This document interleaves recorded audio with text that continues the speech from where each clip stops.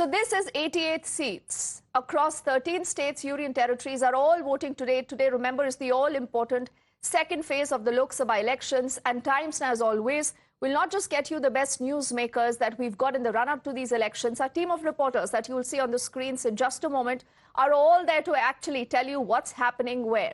So we have a hand on the pulse of the people here.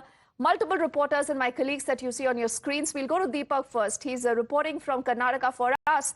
You know, Deepak, Karnataka is a significant state that we are looking at. Then we'll travel through Delhi to Uttar Pradesh to Bengal and to other states also that we'll go in just a moment. And let's do one thing. Let's also, as we introduce our entire team of reporters tracking this entire story, the importance, also speak about what really have been the talking points. Remember, 5 of the 14 seats in Assam today are voting, 5 of the 14 seats in Bihar, 3 of the 11 seats in Chhattisgarh that are currently voting. Also Karnataka, very important, 14 of the 28 total seats here.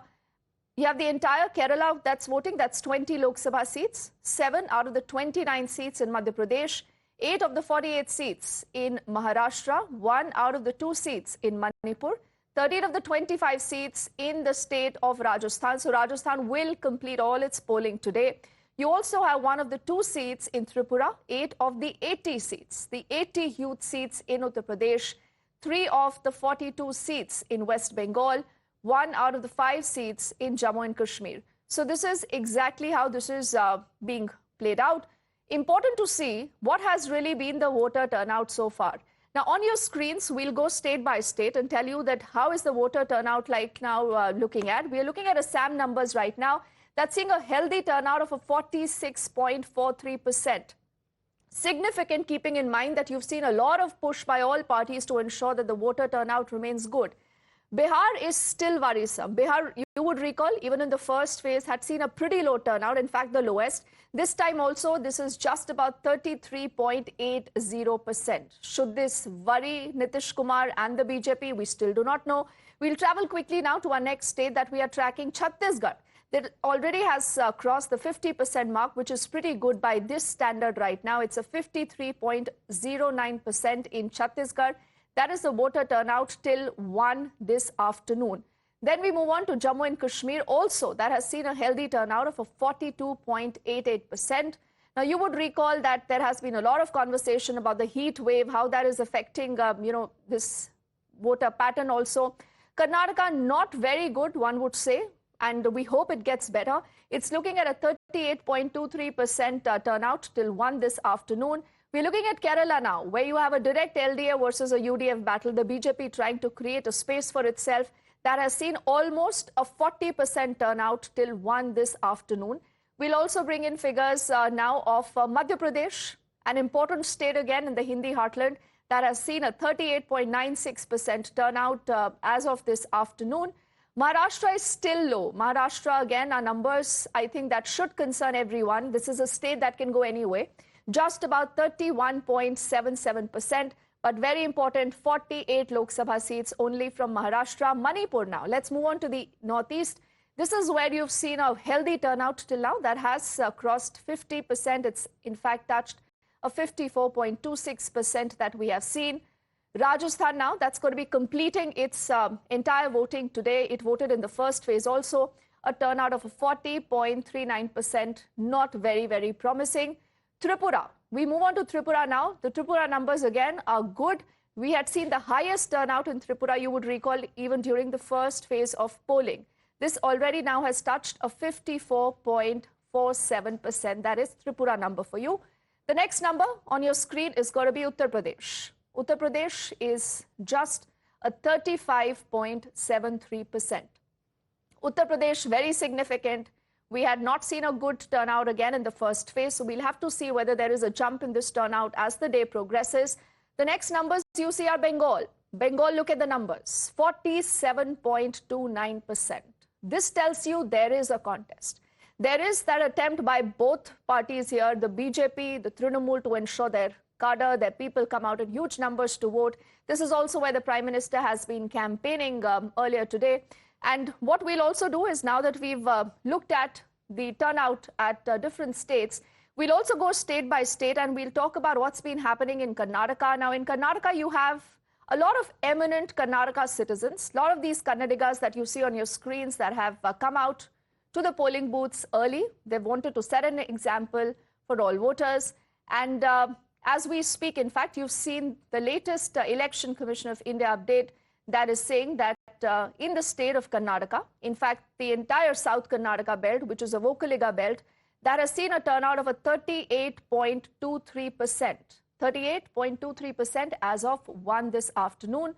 Now, we'll just take a few important names that we've seen at the polling counters earlier. Narayan Murthy, Sudha Murthy, Rahul Dravid, Anil Kumble, Mohandas Pai were some of the eminent citizens who lined up at the polling booths early. And we also got a chance to speak to all of them. Listen in to what they said. This is a constitutional right given in a democracy to be exercised by every citizen above a certain age. Therefore, we should all be enthusiastic, energetic, and very positive to come to the voting booth and exercise that right to choose whosoever we feel is the right candidate. More importantly, the urban population hardly comes out in good numbers time and again, sir. What is the appeal to the urban population? Last time in Chennai, there was just about 40% who came out to vote. Again, I am not the right person to answer those questions.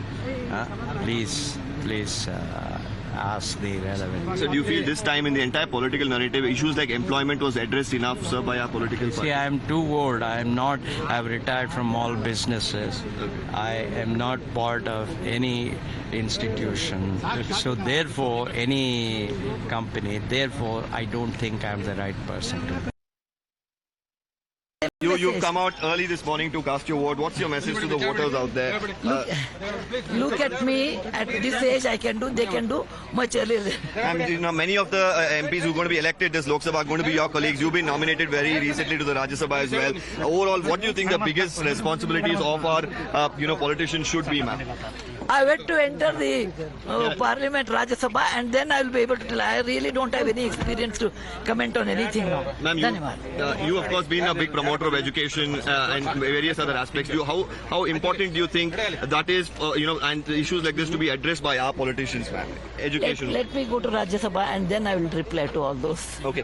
Urban voters usually don't turn up at all, ma'am. I told them, please get up and come and do. Look at the ma'am at that age, older, maybe my own age, see how they are coming. Yeah. So please respect people who are doing that and they can understand and come out.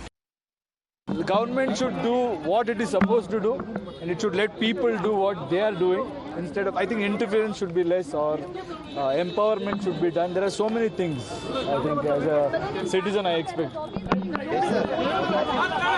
So let's see. I think they are telling me that it's better this time. I think let's hope for the best. I think by the end of the day, definitely everybody should vote and I request each and everybody to come and vote. That's all. So a lot of these appeal to vote. Remember, in case your state, your city is also voting today, please ensure that you do step out and cast your vote, because only then you can ensure that your netas are accountable. But as we say this, as we make this appeal, there is clearly a lot of last-minute politics involved. As you have seen, a lot of big guns, union ministers, all there who are actually fighting the battle, who are there as voting also. Union Finance Minister Nirmala Sitharaman, earlier when she was casting a ballot, has not just spoken about the need for everyone to come out and participate in this festival of democracy, but at the same point, she's also launched this full frontal attack at the Congress party's manifesto and wealth redistribution promises. No, very clearly I can see people being enthusiastic about coming and voting. You have a lot of senior citizens, first-time voters. I thought this time you had an energy and enthusiasm in the queue. It's very long. It's moving, but moving slowly.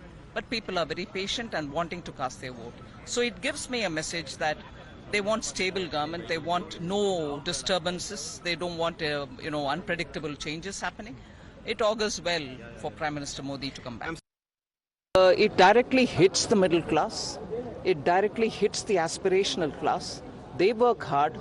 Sweat and toil of theirs is saved in small savings here and there, or they buy a house, a dream house, and keep some fixed deposits.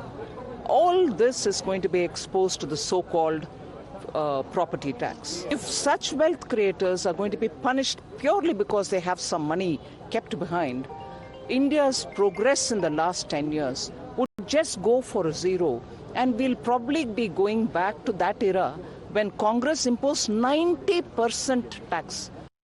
So that's a strong charge that has been raised by the Prime Minister, by the Home Minister, also by the Finance Minister now. The Congress has struck back via one of its most senior leaders in the state, D.K. Shiv Kumar, as well as his brother, D.K. Suresh. Now, he, remember, is the lone candidate from the Congress who had won that seat for the Congress party in the 2019 Lok Sabha elections. He's the Bengaluru rural MP now.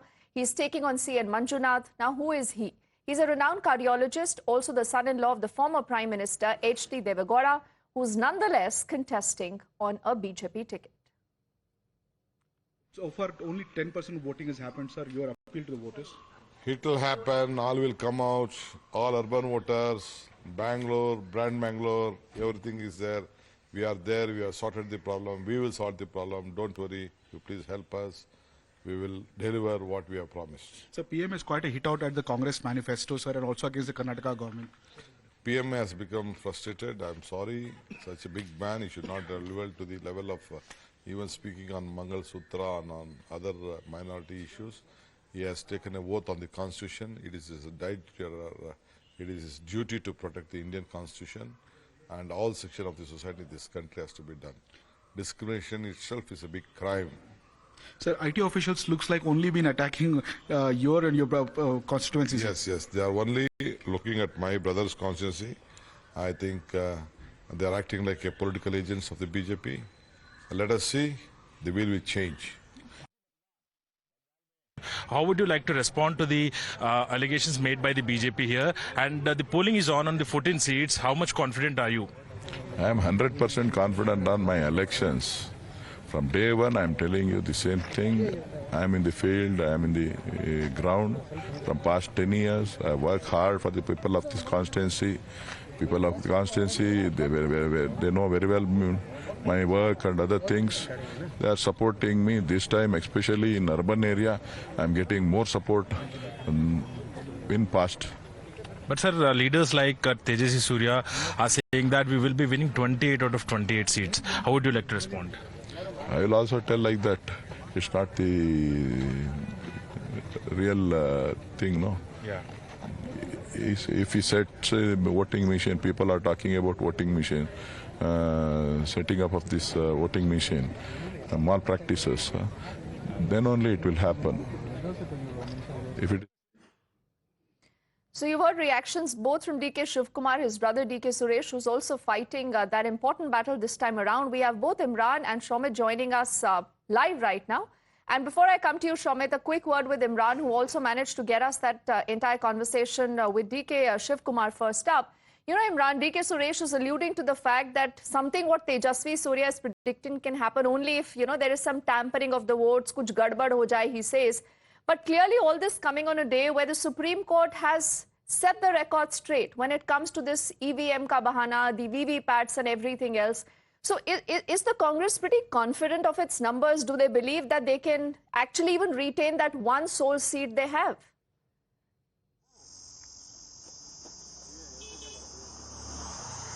Well, the BJP is exuding confidence that they will get 28 seats, but this time it is not easy for the BJP. Like last time, in 2019, there was a huge wave for the Modi wave was there, and they won out of 28, 25 seats. And now only Seoul was the exception, was the Bangalore rural, from where my colleague Somit got the interview of D.K. Suresh. Now this time Congress is confident that at least they will get close to around 10 seats. This will be a minus for the BJP. They feel that, you know, the social welfare schemes, their outreach and their performance has been good, especially with the rural voters, and that will sail them through this time. Even though BJP has put up a very formidable candidate for D.K. Suresh now, C.N. Manjunath, grandson of the former Prime Minister H.D. Deve Gowda, but D.K. Suresh is confident that the constituency for the past 2 terms he has been doing that. He has control over the constituency, and he is exuding confidence. What will happen? We have to wait and see. But as of right now, the Congress is confident that they will at least get half of the seats from BJP this time. BJP, however, feels that the PM's charisma and the ideology, and plus the promise of the Modi government will help them this time too, and they will get the 28 seats. What will happen? We have to wait for the final result.